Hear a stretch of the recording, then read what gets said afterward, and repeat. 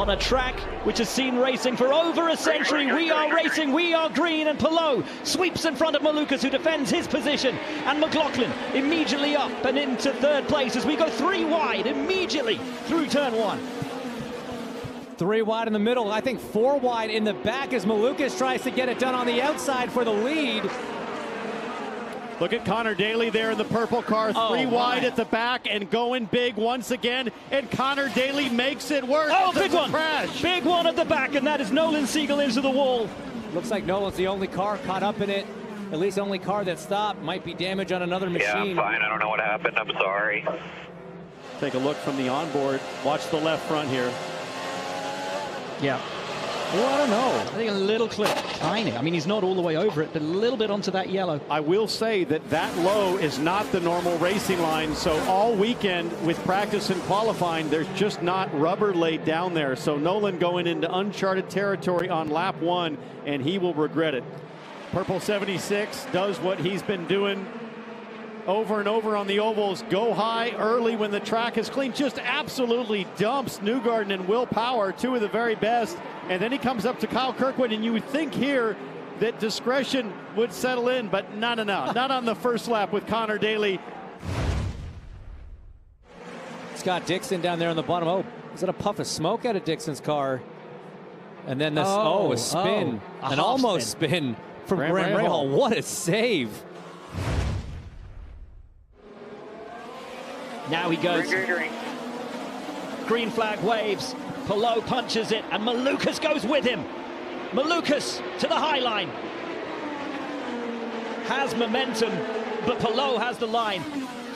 But on exit, Malukas keeps it stuck in and takes the lead. Wonderful move from Little Dave.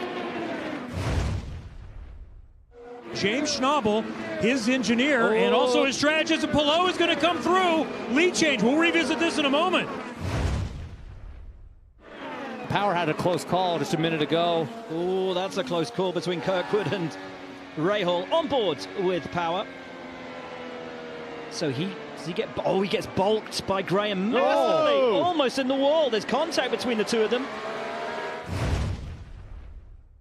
For Malukas, solid stop for the AJ Foy Racing team, but it's taking time. They've got a problem and losing all kinds of precious time, and the car is back up on the jacks as Palou comes down, and the yellow is come out. Oh, and that's Will Power. Will Power is off and on track, and wouldn't you know it, the luck for Alex Palou shows no sign of disappearing, made it in just in time before that yellow flag.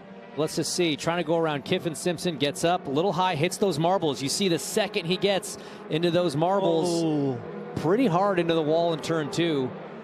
So potentially had a gearbox issue. No, he did it again. He tried to go into turn 3. Broke the toe link probably on the initial contact.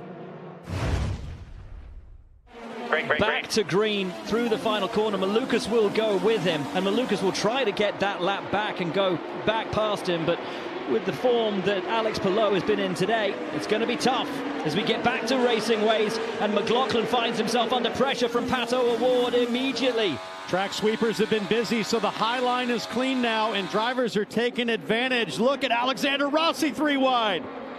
It's a Prema in the middle, and on the bottom is Christian Lundgaard. Lundgaard, who finds himself up in 4th place, but now 5th as Rossi makes his way past. I'm hearing that Will Power's day is over, and here comes Newgarden. Little wiggle on exit, has a good exit, has the inside line, and now Newgarden has a podium place. Fantastic. Here he is, sizing up Kyle Kirkwood, trying to fit between the wall. Here we go. Oh, that looks lovely. Wow, that's superb. That is superb. And this is Palou putting the move on Marcus Ericsson, and they do touch. Massive touch. Keep an eye on this. There's a very light sprinkle we're feeling. Of rain? Yeah, look. Of rain. Raindrops on our window here in the booth as the caution comes out. Yellow for raindrops. The drivers have rolled the dice and gambled and come in for tyres. I say the drivers, but not all of them. The both McLarens of O'Ward and Lundgaard, the 2 ECRs of Rossi and Rasmussen. But critically, the leader, Alex Palou, has not. Green. lays down the hammer, smashes the throttle, and gets this thing back to green. Keep your eye on the orange and black McLarens. Keep your eyes on the ECR cars. And you know what? Already, it's advantage Alexander Rossi, who absolutely screams up and on the inside. Palou's had a horrible restart. Rossi's had an absolute blinder. Rossi already side by side with Newgarden, trying to make the pass for third going into turn 3. Side by side further back. Palou enjoying that advantage of lap cars in between them. But these cars with fresh tires, Townsend, they are coming. And here comes O'Ward. Here comes Rasmussen on the inside of Stingray Rob. So much action there with the Freshie crew as Newgarden now trying to hang to the high side of Kiffin Simpson. It is crazy right in this section. Finally makes his way past the Ganassi driver, and Rossi will try to do the same. And here comes his teammate Rasmussen, who gets past Pato O'Ward. And here comes Rasmussen. Rasmussen around the outside of O'Ward. It's now ECR 4-5. Rossi looking at the back of Newgarden. Rasmussen looking at the back of Rossi. And the McLarens have dropped from their advantageous position. And it is advantage ECR. And here comes Rasmussen. Rasmussen with some help from the draft off of Newgarden. But this guy, Rasmussen, has been on fire the last 3 laps. Ed Carpenter, the owner of both these machines, looking on nervously, anxiously, but also happy to see them running up front. And there is Newgarden. Rasmussen will not be contained. Rasmussen will not be held back. Rasmussen going for Joseph Newgarden around the outside. Vanishing point ahead, up and on the inside now of Newgarden. Oh, Rasmussen is doing a blinding job. Stunning. He just dumped the king of the short ovals. Joseph Newgarden now gets passed by Rossi, but Rasmussen. Oh! They've touched, and I don't know if that means that he's gone. And yeah, I think something's broken on the front right for Newgarden. He's on the limiter. He's geared too short for that draft.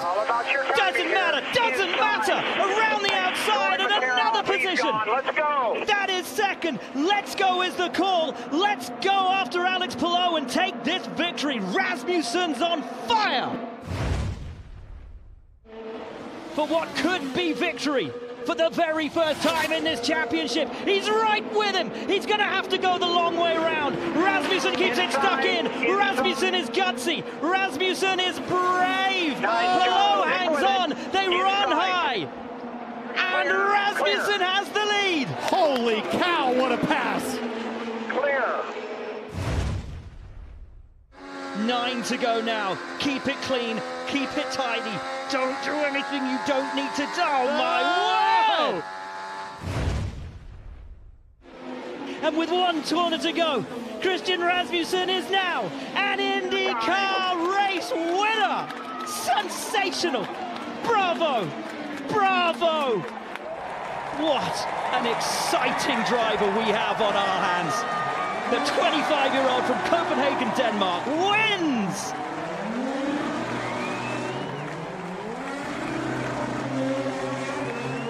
Up next is the Borchetta Bourbon Music City Grand Prix, Sunday, August 31st at 2 p.m. Eastern on Fox.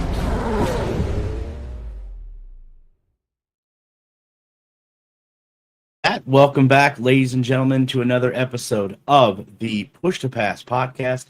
I am Derik Vance, and I will be bringing in the co-host, everyone that tunes in on this Tuesday evening, week after week, to see these two gentlemen. I will bring them in here momentarily. But what a exciting and first-time winner that we had this past Sunday at the Snap-on Milwaukee 250. We will recap that as we always do on here. I'll give you my 5 takeaways. Michael will give you his winners and losers, and just a spoiler alert there. Sometimes me and him are definitely thinking on the same wavelength when it comes to both of those articles. You can find both of them when they're published at yournews.com under the auto racing section, or the Push to Pass website that you see scrolling down at the bottom of your screen there. We also have a interview from the winner, first-time winner, Christian Rasmussen. We'll hear from him. We'll show you the results, the up-to-date point standings, not like they matter, and the race picks with 1 race to go. Everything is knotted up, folks. That's all I'm going to say. We'll get to that here. We'll take care of our sponsors, and then we'll preview what's going to be an exciting season finale, the Borchetta Bourbon Music City Grand Prix from the Nashville Superspeedway. Definitely can't wait to get boots on the ground. All three of us will be there this weekend. But before we get into that, again, like I said, let's bring in the other two individuals that everybody waits on every Tuesday night to see, Josh and Michael. First, Josh, how are you doing this evening? Fantastic. You reminded me of a great game show with your quote just a few minutes ago. All the points, everyone has all the points, but the points don't matter. So, we're down to the last race of the week, last race of the season.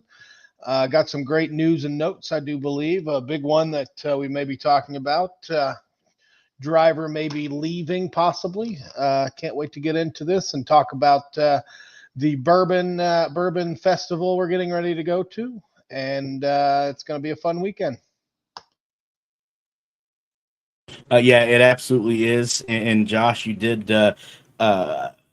fill in a few things that I did leave out. That we do have the news and notes section. A lot of things popping within the last 48 hours. But before we get to that, as you see right there, Michael, how was your evening as well?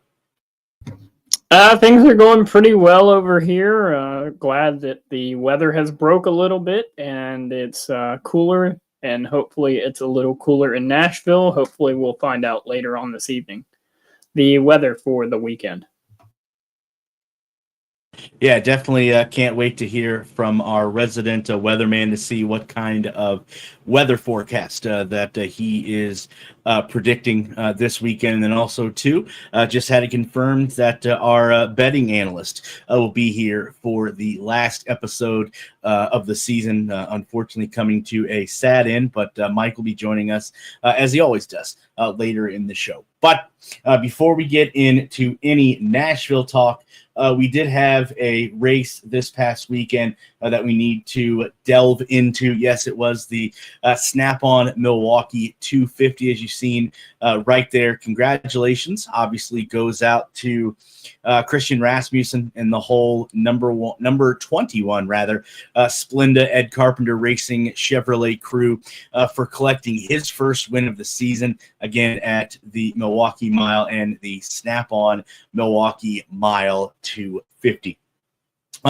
Before we get into it, as always, if you're new to the show, we will discuss. I have 5 takeaways that I will talk about, and then I'll throw it to Josh and Michael to get their 2 cents in on it as well. And then Mike will have winners and losers from the race as well. And like I said in the opening, there are times that we both mesh up. And again, we don't collaborate on any of these. So it's just observations that we see watching every race week in and week out. Well, my 5th takeaway from this past weekend's race, and no, it's not Christian Rasmussen.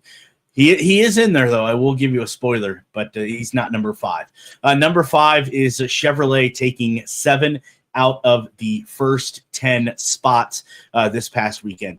Obviously, we've noted on here that it has not been a banner season for Chevrolet by any means. But I thought after Sunday's race, they were able to puff their chests out a little bit, so to say. Chevrolet did capture 7 of the first 10 spots, finishing positions in the race 1, 3, 4, 5, 6, 7, and 8. But unfortunately, that finish just came too soon. With Honda wrapping up the engine manufacturer championship, Honda was able to collect 12 wins. Obviously, there's still 1 race left to go, and they have 1,468 points compared to Chevrolet only being able to muster 4 wins and 1,252 points. But for Chevrolet, obviously, the manufacturer's championship out of reach for them this year. But hey, we have another Speedway coming up, so hopefully Chevrolet can end on a strong point. But fellas, a 5th takeaway, a banner day for the bow ties for sure. Yeah, it sure was. Seven of the top 10 spots was awesome. And it's a great, as we spoke all throughout the season, it hasn't been the best season for Chevrolet, but it's always, what have you done for me lately, rather than the past. So lately we look back and we see that this was a great weekend. And once again, like Derik said, we have another weekend coming up where Chevy can go out on a bang. Can't get that manufacturer's championship, but they sure the heck can end the season on a high note, on an extra high note, going out on back-to-back wins. If one of their illustrious drivers can pull out a win this coming weekend at the Bourbon Fest. Yeah, we've talked all season. When's Chevy going to get a win? They finally got a win, and now they're winning 4 races. I guess is okay. The way Alex Palou's been running this year, but I mean, if Honda didn't win the the engine manufacturer championship, then that system definitely needed to be fixed, because you can't win that many races and not win the championship for the engine supplier. So good for Chevy, obviously, to have that many cars in the top 10. But they definitely need to find some speed for the street and road courses for next year. That is for sure. Yeah, I believe there's going to be a lot of shakeup next year in the Chevrolet camp. Obviously, it's well documented that Alex Palou and Kyle Kirkwood obviously had a lot to do with that. For Honda, they carried the Honda banner throughout the year, obviously. But I think, Chevy's proud. They've won the last 2 manufacturers' championships. They were looking for a third this season. Obviously, that's not going to happen. But I think, Chevrolet is going to lick their wounds a little bit, so to say, and get back on the saddle there in 2026. All right, my 4th takeaway from this past weekend's race, and I know Michael has been a huge proponent of this individual, but I think his future has to be up in the air. Michael may disagree with this. I can't wait to hear what he has to say, but I just feel watching that Nolan Siegel, and again, I know how young he is, and I know he didn't have a full season under his belt, so to say, but I just have this feeling that he's on the hot seat. And Josh kind of alluded to it a little bit in the last point, but results matter. And for Nolan Siegel, that might be one of the deciding factors that finds himself out of a seat going into the 2026 NTT INDYCAR season. It's obviously not been the year Siegel envisioned when he signed with Arrow McLaren to drive the number 6 Smart Shop Chevrolet late last season. Siegel, if you look at it, is currently 22nd in points with just 2 top 10 finishes while leading an impressive 11 laps this season. But the one glaring stat that I know Michael is going to argue, and I'm ready for it, but the one glaring stat that I don't think works in Siegel's favor is he has had 4 DNFs. St. Petersburg, the first Iowa race, if you think back, the second Iowa race, he didn't even start the race. He couldn't get his car running. And then yesterday, barely being able to not even complete 1 lap in Milwaukee. So I wonder how patient Zach Brown is going to be with Siegel, or if Zach has his eyes on a replacement for that seat in 2026. Michael, you go ahead and take this one first. Okay, so Derik, me and you have talked about Nolan Siegel quite a bit. Nolan Siegel is definitely on the hot seat, has to be. He's making rookie mistakes, so go ahead and let the cat out of the bag. Yes, he's definitely on my loser list for this week. He's making rookie mistakes. And when you're in that caliber of a car, sitting 22nd in points, he only has 202 points, 22nd in the leader circle points as well. Looks like he's just going to be able to hold off Stingray Robb. But if you're looking at the, cars per se, the difference between an Arrow McLaren and a Juncos Hollinger, I mean, he should be well into, the top 10 in points, to be honest with you. If you look at his teammates, They're up in the top 10 every week. How many podiums does Christian Lugard have this year? Pato Award has won at least one race this year. So those are things that are going against him. He's making rookie mistakes. You said he had 4 DNFs, which isn't accurate. He has 3 DNFs and 1 DNS. He didn't start that race, so you can't put him in the DNF category there. But at the same time, he didn't start the race. So when I look at Nolan Siegel, yes, he has the potential, but at the same time, he's not showing what those cars are capable of. And we all know from the past few seasons, Arrow McLaren is not afraid to switch things up. So we'll see. Does he survive the off season? It was announced a couple weeks ago that, this is the driver lineup for next year, but who knows with Arrow McLaren? Yeah, he's made some mistakes. He's made some, as we've said, rookie mistakes, and that's what you do. You make mistakes when you're a rookie. On every Sunday, the rookie quarterbacks that go out there, the brand new ones, they don't go out there and throw for 127 passer rating every day. They have they have problems, and an analogy I'll use is Peyton Manning in his rookie season. He still owns the rookie record for most interceptions thrown. So I don't think that Zach Brown is going to have such a quick leash or a quick leash on him. I think he's going to stick with Siegel. And I mean, I could be wrong, but I think he sees something. He saw something in Siegel enough to put him in a car to give him a multi-year contract. Now I don't know how contracts in IndyCar work, but you put ink to pen, you put pen to paper to ink or whatever it is, and you tell a kid that you believe in him. I think Zach Brown's going to stick with his word and go with this kid. He's got a lot of potential. I've seen a couple bright spots here and there, not a lot, but some. So he's just got to keep his chin up and know that he's got the ability deep down inside of him that he can pull this off and have a great turnaround next season.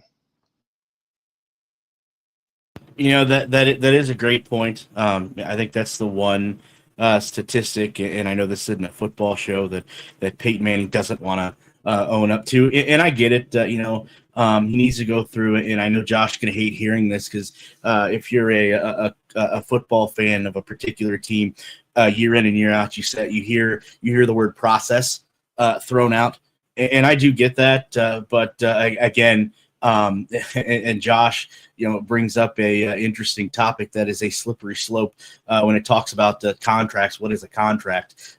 Inside joke there, but it's all about, I think, how patient Zach Brown's going to be. Obviously, this sport is a results-driven sport. I think there's no 2 ways around it. But I think Nolan Siegel's future at the Arrow McLaren is definitely going to be interesting to watch going into the offseason for sure.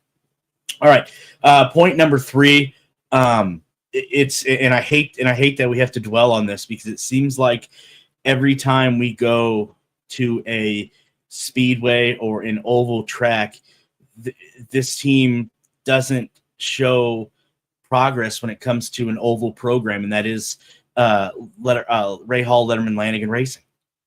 It's been well documented the struggles that Rahal Letterman Lanigan Racing, try saying that, has had on ovals, from obviously failing to qualify for the Indianapolis 500 a couple years ago to the disappointing results that they ended with on Sunday. You had Devlin DeFrancesca, the number 30 EV Tech Honda, had the best finish of the team at 16th, while rookie Louis Foster did lead one lap.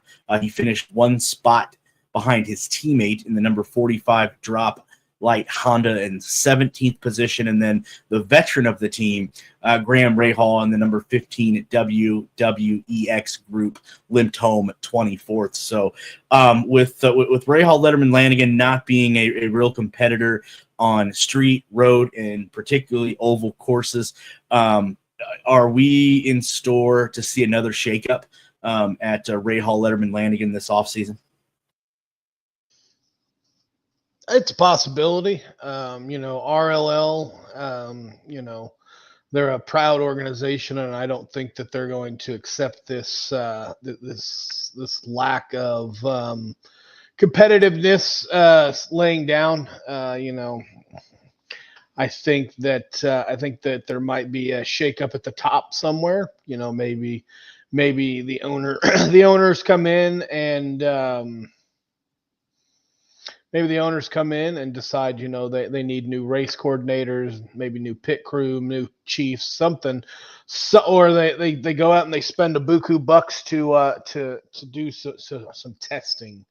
So, but I don't think that RLL is going to decide to just lay down and take this lackluster performance this season, sitting down, and they're going to get up and they're going to get off the mat and they're going to fight.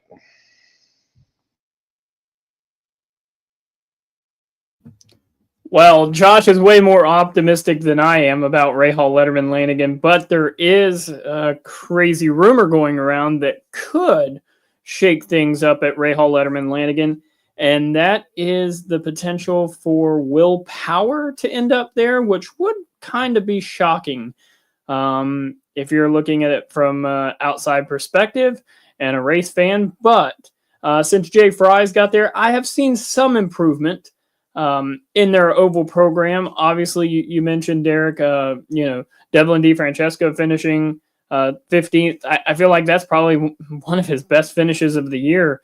And obviously he got crashed early in Iowa, so he didn't have a whole lot of experience there from Iowa to bring over. But I feel like they're making baby steps, but I feel like they need to start making bigger steps on the ovals for sure, because I feel like on the road courses, they're doing pretty well. Graham led a lot of the Indy GP earlier this year in May. So I feel like they're okay on the road courses. Street courses are a little iffy, but the ovals are where they've struggled for probably 3 or 4 years now. So that's definitely the area of expertise that they definitely need to work on the most. Yeah, it'll definitely be worth watching if there's going to be any changes Jay Fry has in the offseason over there at RLL. All right, second takeaway from this past weekend's race. I know you guys are surprised that Alex Palou shows up number 2. Don't get me wrong, but Alex Palou, just another podium Sunday for him. Guys, stop me if you've heard this before, but yesterday in my eyes was just another Sunday drive for one Alex Palou, the four-time champion in the number 10 DHL Honda, was able to capture another podium finish, his 12th this season, and his 43rd podium finish out of 97 career races. That's just phenomenal. Out of 97 races, he's podiumed 43 of them. That's amazing.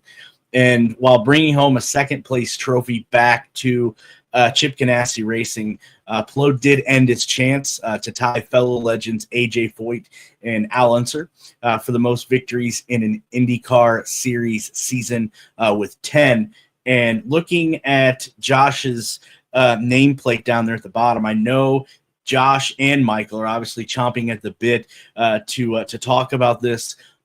Nate Brown of the Indianapolis Star, who covers IndyCar, had a very interesting piece that came out early Monday morning. And I asked the question first, is there anything left for Alex Palou to accomplish on the NTT INDYCAR circuit, or is it time for Alex Palou to, yes, make the jump to F1 with a particular Red Bull Racing Team and teaming up with another 4-time champion, Max Verstappen? Well, on the IndyCar side, he's had a dominant season. Like you said, he's not going to be able to catch Unser and Foyt, but if he wins this week, that'll be 9 races, and that'll be one heck of a season. And to be able to have that many podiums in less than 100 starts is it's remarkable. On the F1 side, I mean, I think this is there's nothing left for him to accomplish. He's won the 500. He's a 4-time champion. He's a three-peater. He just pulled off a Michael Jordan and did a three-peat. There's nothing left for him to do.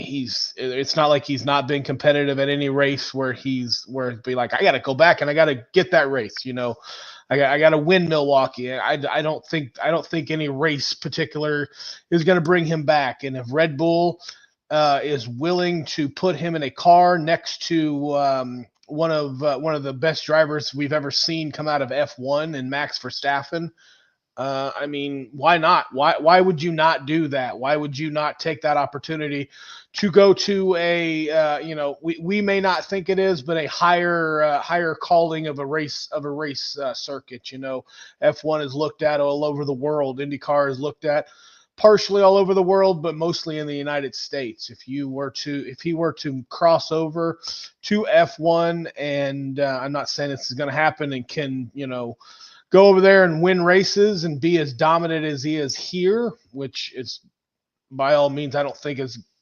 anything that would be possible to be able to match his future teammates' streak of wins. But it'd be fantastic. And you know what?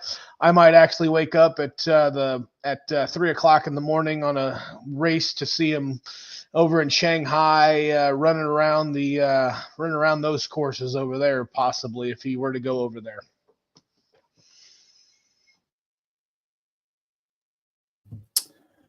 Well, Alex Palou in Formula One. Have we heard this before? Yes. Do I think it's probable? No.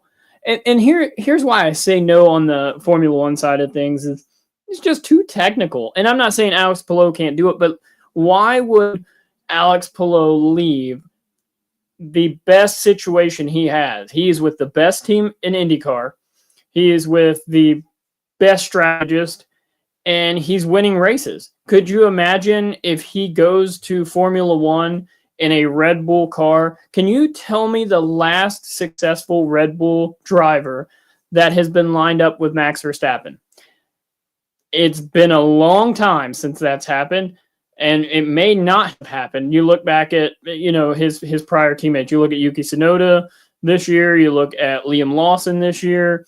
You look at Daniel Ricciardo. You look at Daniel Ricciardo is probably, between him or Checo Perez, are probably the two that you could line up with Max and say, yes, they were somewhat competitive with Max. But when you go into that situation, you're the second driver automatically. Max is the driver at Red Bull. So why would you want to go from probably the lead driver at Chip Ganassi to a second driver with Red Bull, where Max is going to get everything that he wants in the car and everything? So I don't see the jump to F1. I don't. And if he did jump to F1, it would probably be with the junior team to begin with, just so he gets a feel of a car. Those cars are completely different than an Indy car. So I don't see that. I think he wants to be an Indy car. He wants to build the brand of IndyCar. And I think he has great partners with him, with DHL. And he's just ready to win races and championships.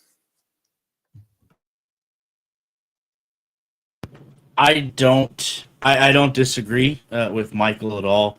I'm kind of torn on both of these, because as much as I would love to see if Alex Palou can, start a Alex Palou dynasty in IndyCar, and that's kind of what we're trending towards, I think.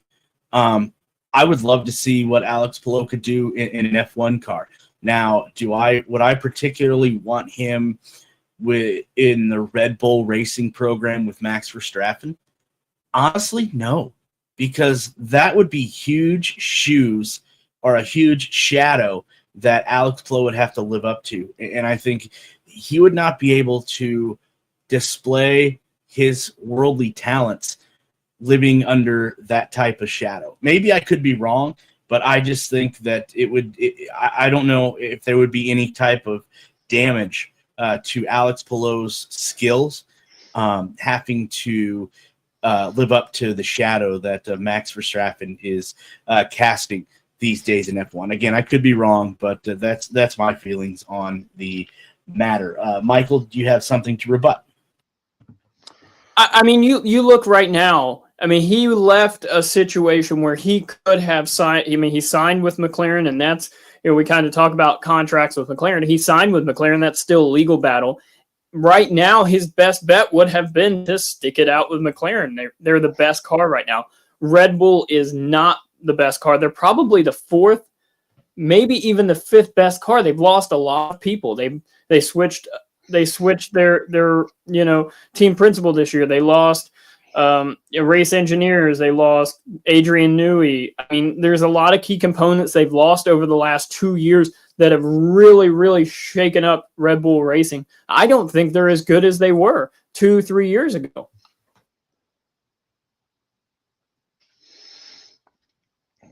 I've just got one rebut to two of your guys's things. Alex Palou is a competitor, and at some particular point as a competitor, if the field becomes too easy, you lose the luster for what you're doing. If you're just dominating the entire time, it takes away the fun of it. It takes away, it becomes boring at some particular point, and nobody likes seeing the Patriots win the championship over and over and over and over again. So at some particular point, he may be in wrestling terms, he's a baby face right now, but if he just keeps dominating, he's going to turn into a heel because people want to see different things, and he's going to lose the luster for driving. And my second thing is, if he were to, I don't know anything about F1, Michael. If you're telling me that they're the fourth best car, maybe he could bring some of his people over and they could work on it, and he could work, bring the Red Bull magic back that was there. And also, if he were to be put in a car next to Max Verstappen, that would be a great driver he could learn. If Verstappen's willing to be an actual teammate and, teach him some stuff, he could learn under him. He'd go out, he'd be the second car, yes. And I think he would accept that all the way up until he could start, he got a grasp of the car, and then he could start to excel. Then he could it's a challenge to him. He's always looking for a challenge. It's a challenge. I want to take over and be the number one. I think he would be willing to go in as number two and earn his way up to become number one and take over for Verstappen if in fact he can beat Verstappen. And if Verstappen ever wants to step away, Palou's right there to step in as the number one. I think he's got the shoulders to do it, and I think he's got the skill to do it also.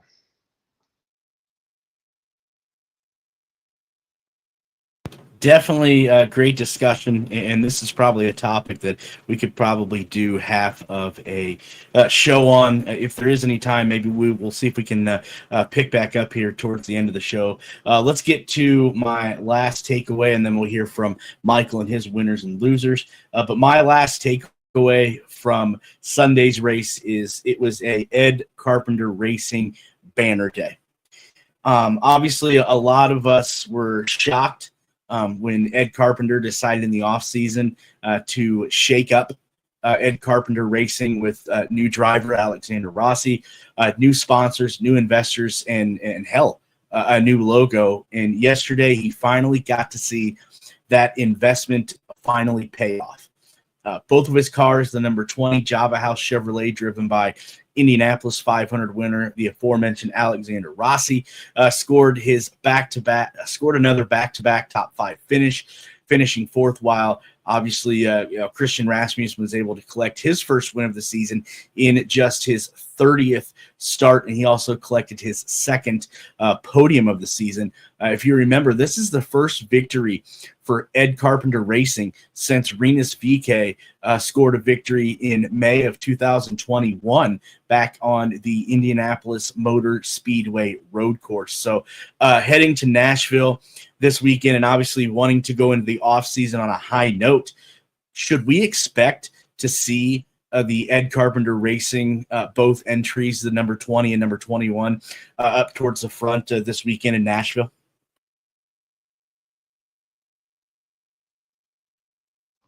Michael, go ahead and take that one. Sorry. Yes, Ed Carpenter Racing, definitely winners on my list. I put them on there for multiple reasons. Derik, you hit just about every single one of them. The only one that I didn't, that you didn't mention that I did is we got donuts. We got some smoke this weekend, and it's always cool to see that. The engine suppliers, Chevy or Honda, don't really care for that too much because you put a limit on engines and such. But really cool to see some donuts. Ed Carpenter Racing, obviously a great turnaround this year. I will say that gutsy call from the strategists on both the 20 and 21 to make that tire change on that, with 30 to go or right in that ballpark. So, good call for that. Good call on tires. It comes down to strategy, and that's really what won them to the race. We talk about how good Alex Palou is with his strategist, and this is a good strategy call. Yeah, definitely. Big shout out to ECR on the great weekend and the win for Christian. That last handful of laps, it just seemed like he was overtaking driver after driver, and holding off Palou, being able to get by Palou and not let him catch up. But with 15 laps to go on the Milwaukee Mile, it's going to be kind of hard, especially when Alex's tires started to go away. But take nothing away from Christian. He had a hell of a run there at the end. It just seemed like his car was tuned in, and those tires were just humming. So I listened to a interview earlier this week on our local sports talk show here with Jake Query from he's here, and then he's on the IndyCar Network also. Ed Carpenter was on there, the owner of the team was on there, and he had nothing but praise to say about Christian and his dedication to the team and his driving, and hopefully Ed Carpenter's able to hold on to Christian and build farther onto that. And this has also got to be one heck of a weekend for a Java House, being able to say that one of their cars had such a spectacular day. So just congratulations, Ed Carpenter Racing. Keep it going. Yeah, definitely kudos to them. And Josh, I'm glad you brought up Java House, because I know that is Michael's favorite coffee shop, and he frequents there on a daily basis for sure. All right, those are my 5 takeaways. You can find them over at yournews.com under the auto racing section. Michael, take it away with your winners and losers. Yeah, we already touched on Ed Carpenter Racing, so we'll kind of skip that. Great run for Scott McLaughlin and the 3 team. The Thirsty Threes got another, great oval performance. They've done pretty well on the ovals this year. It's about the only success the 3 team has really had. I want to give a big shout out to Firestone for providing great tires that give good fall off. Obviously, when you get that caution late, you can see the differential in that tire, that fall off. I know that's Josh's favorite topic to talk about is tires, more last year than this year, but the tire's done a really good job. I hope it's the exact same tire for Nashville. And then Will Buxton, his call for those last 25 laps of that race were absolutely just spot on. Great hire by Fox. I think we've talked about him quite a bit this year and his energy and excitement he's brought to the booth. So big shout out. That's what kind of draws fans in. I know we kind of talked about F1 earlier with with the whole Alex Palou situation, but my wife actually really enjoys watching Formula One because the announcers are they can make anything sound exciting. They can make a battle for 18th sound exciting. And that's what Will did. It was for the lead, but he makes things sound so much more exciting than maybe they are exciting, or maybe they're not as exciting as most people were expecting by the tone of his voice. And he did a great job at the end of that race. Losers, obviously we talked about Nolan Siegel and his struggles. Will Power, just another bad race, and maybe, hopefully it's his last bad race, because who knows what his future is at Team Penske. A lot of rumors going around. If Alex Palou goes to Formula One, does Chip Ganassi hire Will Power? I've heard Rahal Letterman Lanigan. There's a lot of rumors going around about Will Power and his future. Obviously, he says that he can't talk to any other teams until after the race at Nashville. So I guess we'll find things out sooner rather than later. And then David Malukas, what a terrible pit stop for that team. And arguably, one of his best forms on ovals. I mean, he was up there battling for the lead with Alex Palou. So that's just bad luck for him. But those are my winners and losers from Milwaukee. Good stuff as always. You can find them again over at yournews.com in the auto racing section. Before we get to results, let's hear from the winner of Sunday's Snap-on Milwaukee Mile 250, Christian Rasmussen. Christian Rasmussen out of the car, giving high fives and hugs to absolutely everybody. Your teammate came in and got you a big high five as well. How great does this feel? It feels amazing. I think it's just a testament on where this team is going. There's so much work that's going into this all of this year with rebuilding ECR as a great race team. I think this is a great way to end the season. We have one more, but hopefully we can do the same. I want to take you back to the last couple of laps. The decision to change the tires. Were you a little bit nervous, or did you know you had it? No, I thought that was the exact right choice. I even said it on the radio before. It was kind of through code, but that was kind of what I meant. So it was the right choice. We even talked about it before the race that if there's a late caution, we need to go on new tires because it's just such an advantage. So, yeah. Good day at the office. A very good day at the office for ECR and for Christian Rasmussen. Huge congratulations again and thank you goes out to Christian Rasmussen for stopping by and us being able to grab a little bit of audio from his post-race interview. All right, taking a look at the results from last Sunday's race. Obviously, Christian Rasmussen, Alex Palou, Scott McLaughlin, which podium, and they were followed by Alexander Rossi, Pato O'Ward, Christian Lundgaard, Joseph Newgarden, David Malukas, Scott Dixon, and Marcus Armstrong rounded out your top 10. Then it was Colton Herta, followed by Kyle Kirkwood, Connor Daly, Santino Ferrucci, Rinus VeeKay, Devlin DeFrancesca, Louis Foster, Robert Schwartzman, Marcus Ericsson, and Kiffin Simpson rounded out your top 20. Then it was Jacob Abel, Felix Rosenquist, Stingray Robb, Graham Rahal, Callum Ilott, Will Power, and Nolan Siegel rounded out the 27-car field. All right, switching over to the series points. Obviously, we already know that Alex Palou is going to be crowned the champion this weekend after the Nashville race, but let's see how everything stacks up. Anyway, obviously, Alex Palou is your points champion, followed closely by Pato O'Ward, Scott Dixon, Christian Lundgaard, Kyle Kirkwood, Colton Herta, Marcus Armstrong, Will Power, Felix Rosenquist, Lundqvist and Scott McLaughlin round out your top 10. Then it is David Malukas, Christian Rasmussen bumps up to 12th, Rinus VeeKay, Alexander Rossi, Santino Ferrucci, Joseph Newgarden, Graham Rahal, Kiffin Simpson, Connor Daly, Marcus Ericsson round out your top 20.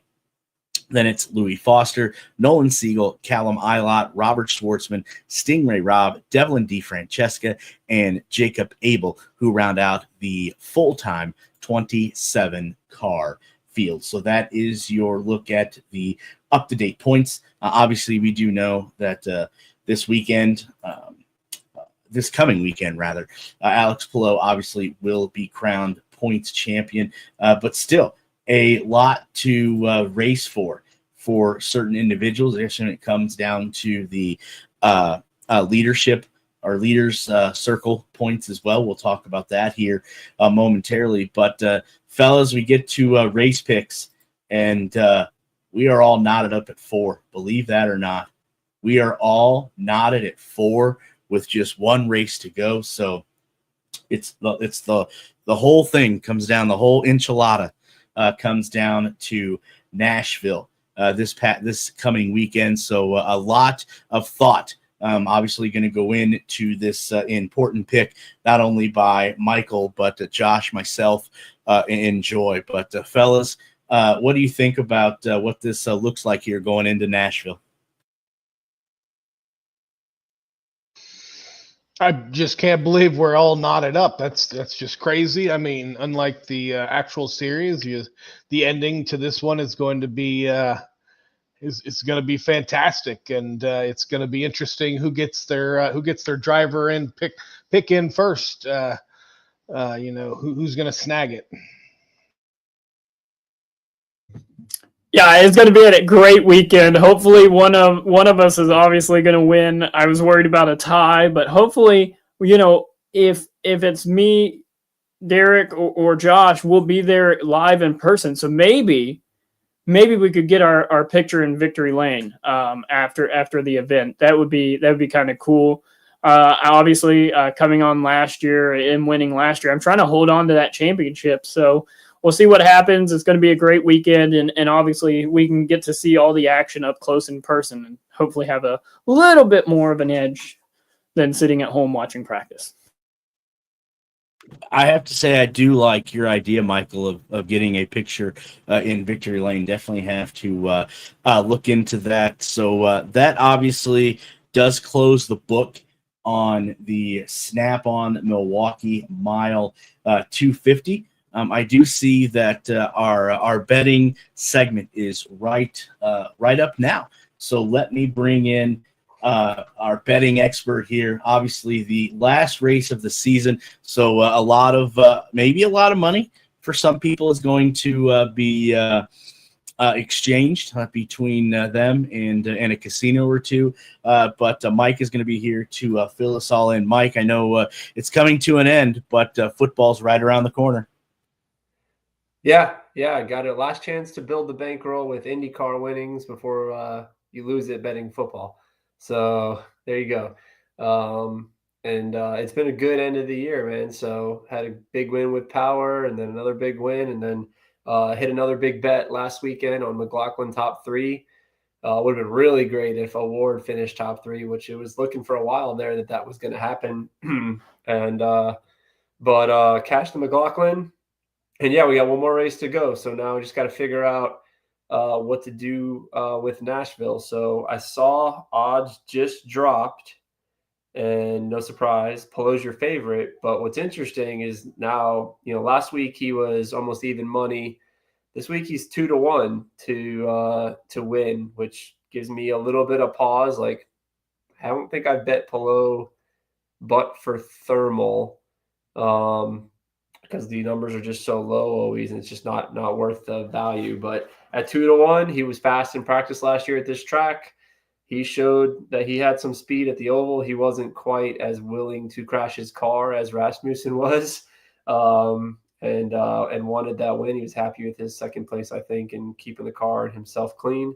Newgarden's second on the board, plus 250.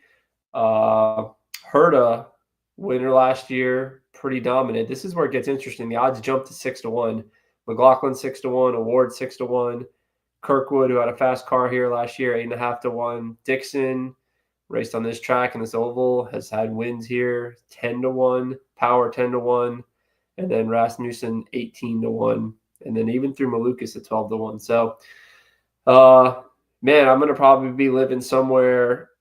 It's going to be hard to pass up some form of the Herta McLaughlin Award 6-1s, maybe even Dixon 10-1 bets for me. Joseph, I think he's done this year. He's probably, I know it's a home track for him. I'm surprised they priced him at 250. That's probably too low for me. So I think it's the betting plan for this week. Now that I'm looking at these odds, really, I just looked at them. They just dropped about 10 minutes ago.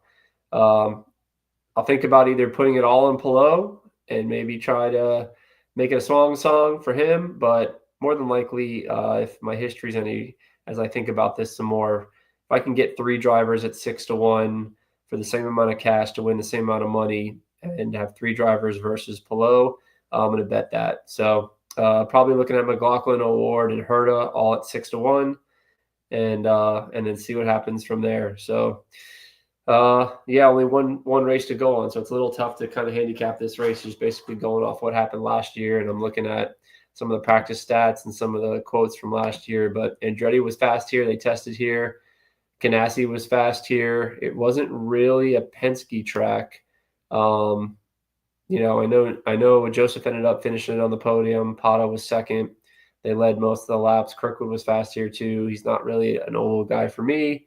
McLaughlin 5th. So yeah, we have to figure out how to bet this race. And yeah, it's the last chance to make a bunch of money before football season starts. And I'm glad IndyCar is done before football. I think I've been saying that for years. So smart move by them. And we'll get back in and wait for no season-long bets pending this year for me. No win bets. They've all either cashed or lost. And no championship bets because we were just afraid of Palou. So no sweats there. It's just going to be try to use the rest of the bankroll or use some of the bankroll for this race and go from there. Mike, as you have been all season long, great insight, great knowledge of the betting aspect of IndyCar. Huge thank you for taking time out of your busy schedule week in and week out through this IndyCar season to come on and join us. Definitely look forward to placing some bets this weekend, since all 3 of us are going to be in Nashville for the race. And again, huge thank you for joining us, and definitely look forward to having you back in 2026. Yeah, man, it's been fun. Hopefully we got some more people into betting. Hopefully some people win some money. I will say, I think Nashville has Caesars. I want to say there's a Caesars in the Bridgestone Arena right there on Broadway. And Caesars was offering a Will Palou win no bet. And it opened up at -120. And a lot of the boys in the Apex Insiders Discord and other places on X jumped all over that, me included. Like that, to me, I'll take that any day of the week. So recommended that bet last week, and that cash. Obviously, it was a little dicier than planned. Needed Rasmussen to kind of cannonball his way through and get that bet. It was last week was rough, man. I was on Rasmussen in the one and done pool, but I didn't bet him at 50-1. So I'm kicking myself for that. Usually I always put a sprinkle on the guy that I'm putting in the one and done. Look forward to doing this again next year. And hopefully it has been a good year. IndyCar has done a little bit better with the betting options and the books. So as long as DraftKings can quit calling the drivers horses, maybe switch that up next year. I'd appreciate, that would be better. So they can reduce their hole and make it a little more fun, but we'll see. Every year it gets a little bit better, and hopefully we'll get more and more betting in IndyCar. Mike, again, thanks for the insight on where the Caesars is at this weekend, because if Josh gets lost in Nashville, me and Mike will know exactly where to find him for sure. Again, Mike, huge thank you for stopping by. Hopefully people have made a little bit of money this season on IndyCar, because you've definitely hit on more than you've missed, my friend. And we'll talk again in 2026. All right, guys. Have fun in Nashville. All right, good stuff there. Make sure you follow Mike on Twitter for anything, or X, that may change in between now and Sunday. But definitely his insight and betting analysis and expertise hopefully has helped some people this betting season with IndyCar to come home with a little bit more money in your pocket than you started out with. All right, one important aspect of betting is what the weather's going to do. And we have you covered. Don't worry. The weatherman of the Push to Pass podcast joins us now. And weatherman, I've been checking out the weather here for Nashville for the last couple days going into the weekend. And I would say for the last race of the season, this has to be a picture-perfect race weekend. Yeah, guys, it's looking really good. If I had any concerns at all, it's a little bit about the heat, but, if you look at kind of the humidity values and the moisture that'll be around in the atmosphere this weekend, it doesn't look like that's going to be a factor on top of the heat. So just kind of looking through all the latest data this evening, we've got basically a system that kind of skirts to the south of Nashville and the state of Tennessee on Thursday. And then as it works its way over to the East Coast, it sets up behind that pretty much high pressure, dry conditions Friday and Saturday. So Friday, Saturday look pretty safely dry at this point. And Sunday actually looks that way as well. There's just a hint of maybe a little, what I would say, back building of storms.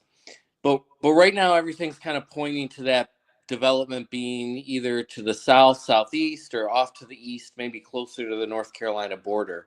So I kind of like how it looks right now. I think we're tracking towards what would be a dry 2 days, both Saturday and Sunday. So no rain impacts on the race weekend.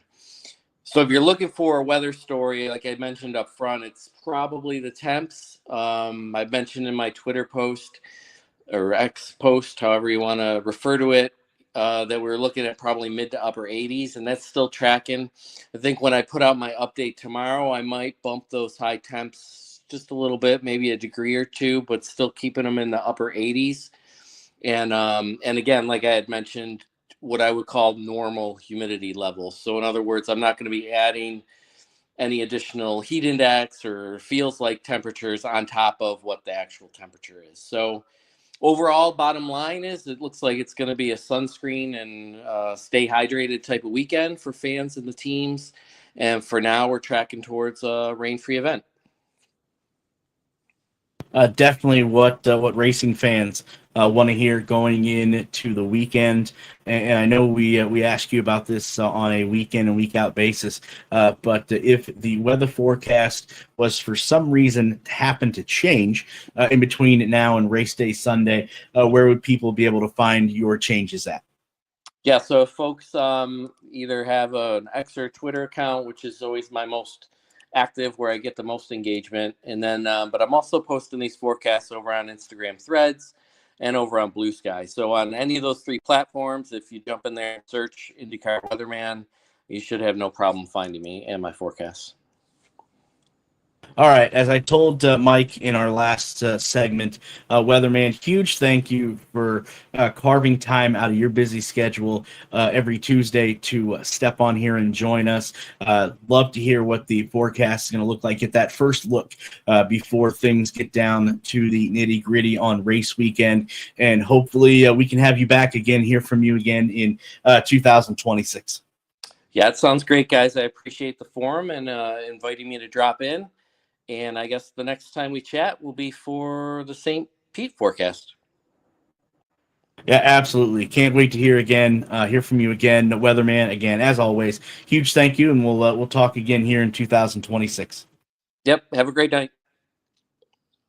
All right. So definitely sounds like it's going to be picture perfect for the race on Sunday, or the whole weekend, that matter. I do know I use that word or term a lot from time to time, but definitely looks picturesque, to say the least. All right, before we get into previewing what we're going to see this weekend in Nashville, the Borchetta Bourbon, or as Josh would say, Bourbon Fest, Music City Grand Prix, I'm going to make sure that Josh doesn't drink a lot of bourbon this weekend, because we may have to drag him out of the gutters in Nashville. But we do need to thank a few sponsors that makes it possible for us to bring you the Push to Pass podcast on a weekly basis. And first is Always Ready 1776. For all your patriotic apparel, headwear, and more, go check out Always Ready 1776, and you can find them on the web at alwaysready1776.com. And as always, if you use the promo code that you see right there on your screen, Push to Pass, you'll get 10% off of your order over at the fine folks from Always Ready 1776.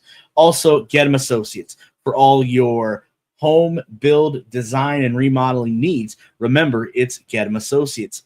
And again, you can find them on the web as well at getem.com. And as always, use the promo code that you see right there, Push to Pass, for $250 off any design service. Again, huge thank you to the fine folks over at Get 'em Associates. And let's not forget, the newest sponsor of the Push to Pass podcast is Diane's Landscaping. For tree service, fertilizing, topsoil, cutting grass, garden cleanups, hedge trimming, garden weeding, controlling lawn aeration, and more, go check out Diane's Landscape. You can find them on Facebook just by searching Diane's Landscaping. And if you're interested in their services, you can call them at 419-770-2332. That is Diane's Landscaping Service. So a huge thank you to all of these sponsors that makes it possible for us to bring you the Push to Pass podcast on a week in, week out basis. All right, before we get into the news and notes, fellas, we do have a race coming up this weekend that we are all excited about. All three of us, if you haven't been listening to the show, are going to be headed to the Music City on Friday, so safe travels for us. But we are going to be covering the Borchetta Bourbon, and I know my Josh is going to get excited when I say Bourbon, Music City Grand Prix. First, let's take a look at the track map and facts for people that may be unfamiliar with what you're going to see this weekend.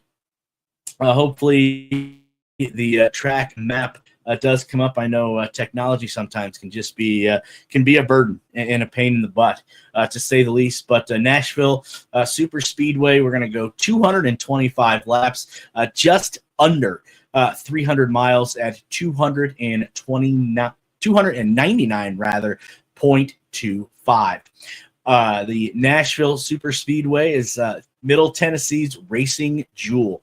It's also known for its high intensity wheel-to-wheel action. It's also home to the Borchetta Bourbon Music City Grand Prix, where the NTT INDYCAR Series and Indy Next by Firestone, so we're going to have a doubleheader this weekend, will determine its season champions, which obviously that has already been crowned. The 1.33 mile D-shaped concrete oval features 14 degrees of banking and it has now hosted 8 NTT INDYCAR Series events. Obviously, I couldn't get the track map, unfortunately, to come up here. But Josh, Michael, anything else you want to add to the track and what to expect this weekend's racing?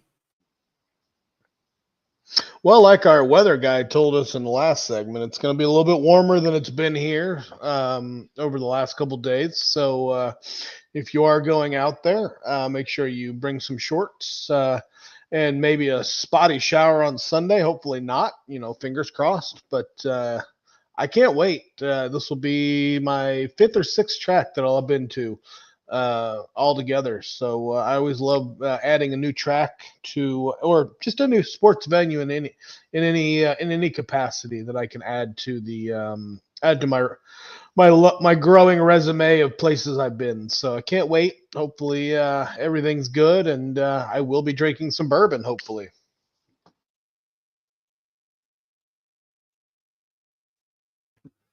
Yeah, one unique thing about this track, it's going to be a little bumpy because it's concrete. So if you've ever driven down 465 here in Indiana and you feel all those bumps in the road, that's what the drivers are going to feel. Derik is now giving us. Oh, well, I thought you were gonna leave that up. No, nope. Okay, never mind. So I guess Derik's gonna talk to us about the schedule, but bumpy track.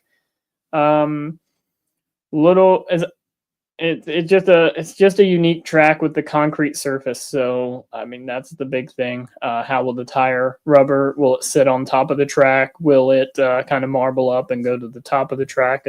Those are things that we'll definitely have to look at. Yeah, definitely some different features that the drivers are going to have to get themselves prepared for this weekend in Nashville. As Michael said, we do have the schedule right there. We're going to get things kicked off not on Friday, but Saturday at 10:30 a.m. is going to be practice number 1. And then a few hours later, we're going to have that qualifying as we had at Milwaukee this past weekend, and then final practice, highline practice there at 4:30, and then the race, the season finale, green flag drops around 2:00 p.m. So that is the schedule for this weekend. I know Mike alluded to this a little bit earlier in the betting segment, but here are some of the past winners here from the Nashville Superspeedway. Not very many. As Michael alluded to, you got Colton Herta last year, Kyle Kirkwood in 2023, Scott Dixon in 2022, 2008, 2007, and 2006, and then Marcus Ericsson in 2021. So a little data, very little data as past winners to go over here. So those could be some of the favorites that we're going to be looking at this weekend when we do our race picks. But Josh, Michael, before we step aside here and stop, and go to our news and notes, anything else you want to add about what to expect, what to watch for this weekend in Nashville?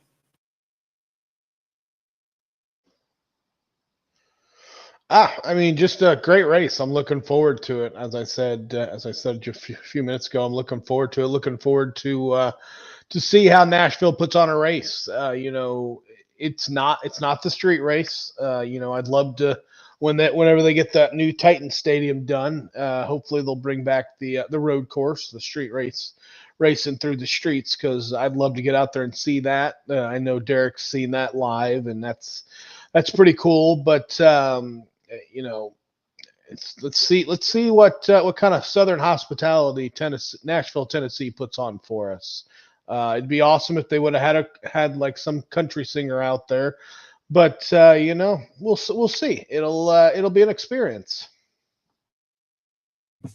Well, you talk about music. It's the Music City Grand Prix, and we have the All-American Rejects. So what else could you ask for? It's they were there for the 500. I've already listened to them. Bring on someone new. Well, I mean, they're sponsoring a car this weekend, which is interesting. Spoiler alert if that's part of Derik's news and notes. But yeah, this is a racetrack I've actually never been to. So like Josh said, it's going to be exciting to be at a racetrack I've never been to. I've never actually been to the racetrack, whether it's been with cars on track or not. So, and I've never been to Nashville, I don't believe. So be excited to see. We're heading down Friday, so we'll be there. Make sure you keep an eye on our social feeds, especially X. I feel like that's where we post most of everything. And since neither one of you two, and I've never been to the Nashville Superspeedway either, let's take a hot lap with Pato Award.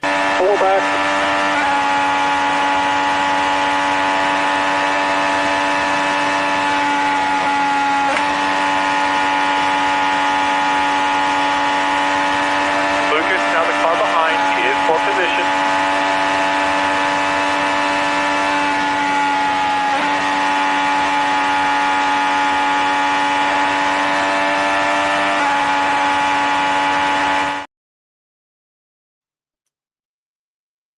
All right, and that was a hot lap with Pato Award last year, and Michael did kind of let the cat out of the bag, so to say. We do have some news and notes to go over before we get on out of here and get prepared for Nashville coming up on Friday.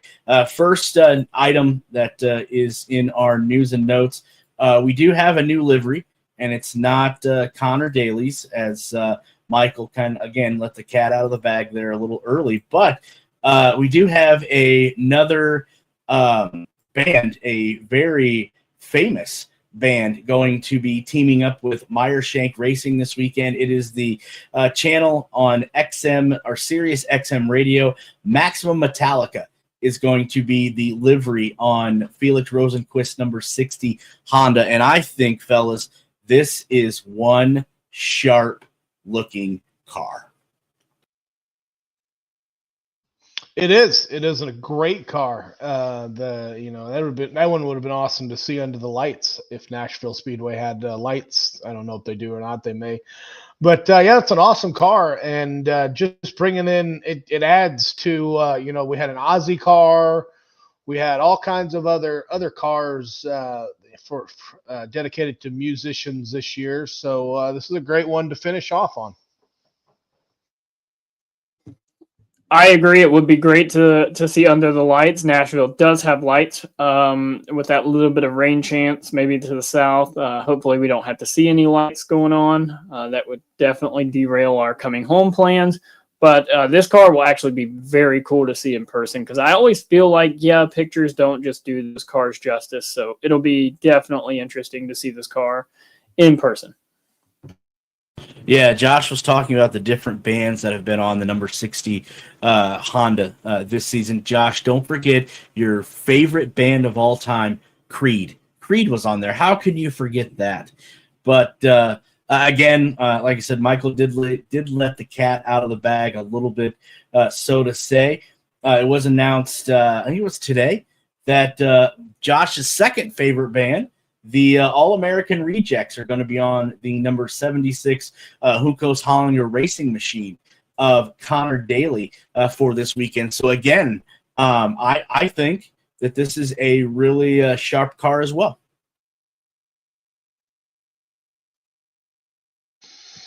Yeah, that's an interesting looking car. Can you bring it back up again for me just one more second so I can look at it?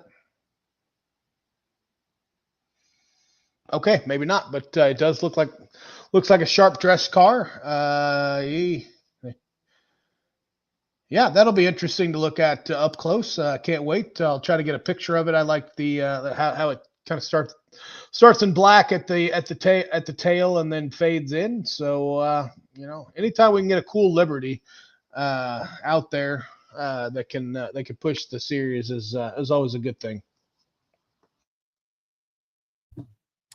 It's an interesting paint scheme. I do like the faded colors from dark to light, so that'll be interesting to see in person. But anytime you can have like a band, Metallica, well known, to kind of connect with racing is really cool. It kind of might get some eyes on the sport that maybe someone wouldn't tune into.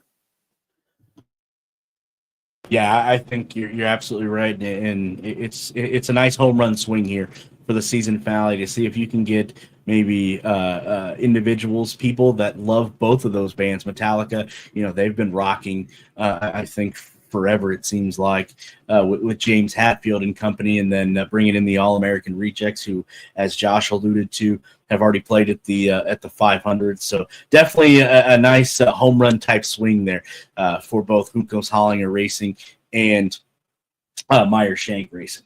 All right, something that we love to discuss a lot on here, TV ratings, and those came out from Fox today for the Milwaukee race, and it seems like Fox and IndyCar was able to hold their own when it comes to ratings in Milwaukee, when obviously there was little to race for.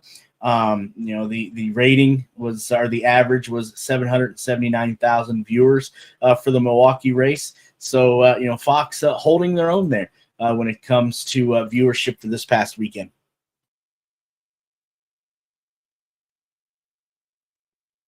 Yeah. I mean, that's a great thing, keeping the momentum going to the end. Like you said, even though they weren't racing for anything other than pride and a win in Milwaukee. I think Fox has done such a great job at introducing IndyCar to some new fans, and I just hope that with them buying in part of the series, that they keep it going, and that next season we get even more. They focus on 3 drivers. Maybe they could pick 3 new drivers, 3 up and coming drivers to spotlight. Could you imagine seeing Christian Rasmussen's face during Super Bowl Sunday this coming year? It could happen. Yeah, Fox buying in's really, really interesting to see what more they can do to help boost those ratings. Numbers are okay. Would definitely like to see over 1 million every race weekend.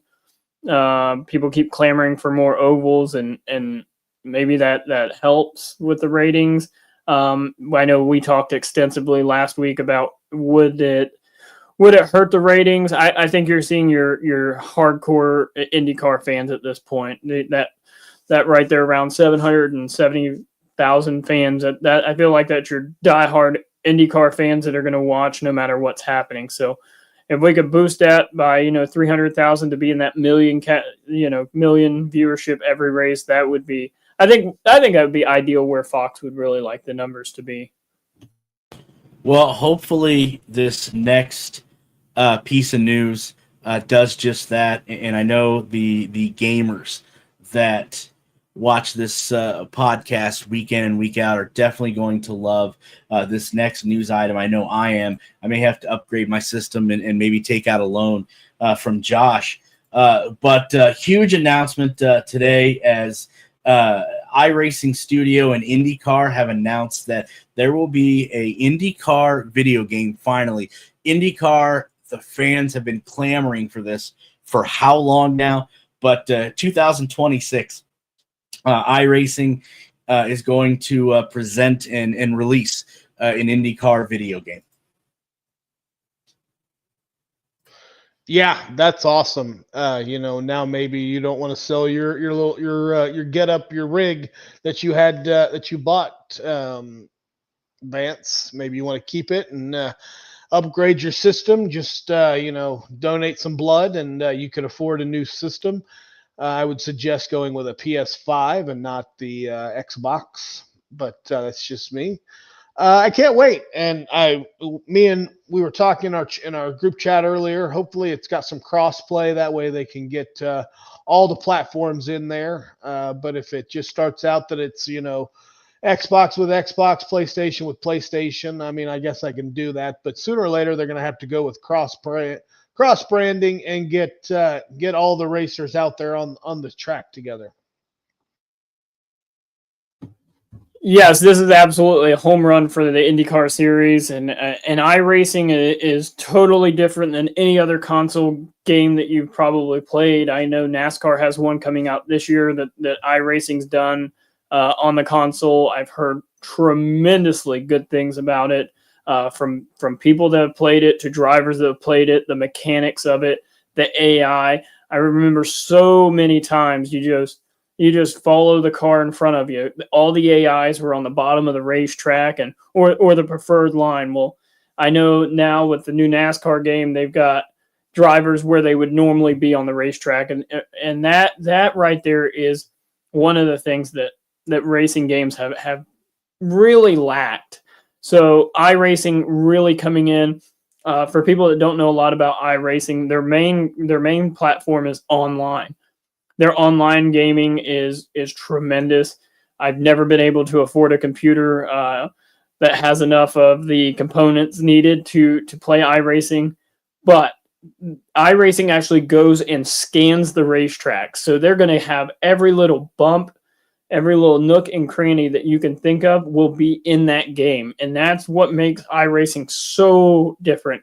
And that's why there's a lot of excitement for a video game, this is just a whole nother level with iRacing coming in. Absolutely. Can't agree more with both Josh and Michael's take on iRacing. Going to be the one that brings out the IndyCar video game in 2026. All right, fellas, before we drop the checkered flag on another episode of the Push to Pass podcast, anything else that we failed to mention or talk about here before the green flag drops? Or before the checkered flag drops, excuse me. Nope. I just can't wait to get to this weekend. Yeah, same with Josh. Just make sure you follow us on social media so you can keep up to date with all the info. Oh, Josh has something else. Hang on. I do have one thing. We got 50 followers that are watching the video right now. If any of you are in Nashville this coming week and you see me, Derik, or Michael, come up. Or actually just make it to me. If you see me, come talk to me. Tell me you watch the podcast. And tell me who my favorite driver is, which is Stingray Rob, and I got a surprise for you. You'll love it. Well, there you go. And maybe Derik, we could cut this out and post it on all our socials. That way, Derik or Josh just gets bombarded by people all weekend long. Well, that's first because come, Josh first serve. First come, first serve. There's only one surprise. First come, first serve. One surprise. Wow. That's kind of like a giveaway at a football game. One size fits most.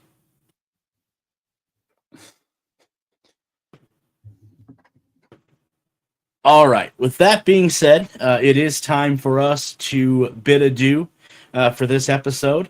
Obviously, we will be back in 1 week's time to discuss and analyze what we witnessed in Nashville this past weekend. Can't wait. Excited to get one last road trip in as the 2025 NTT INDYCAR Series comes to a halt. So for myself, first of all, I want to thank both Mike, and our weatherman for coming on all year long and giving us betting analysis, knowledge, and then the first look at the weather for each race this year. Huge thank you to both them.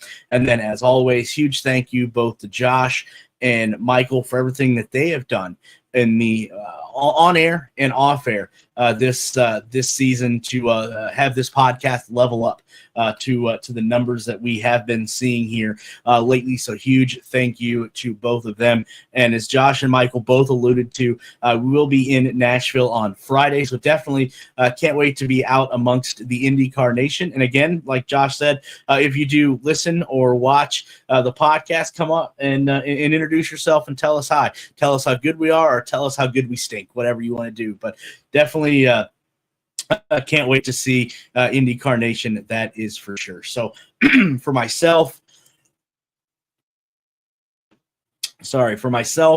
and Josh and Michael and everyone else that makes up the Push to Pass podcast, until next Tuesday, so long, everybody. On our hands, the 25-year-old from Copenhagen, Denmark, wins!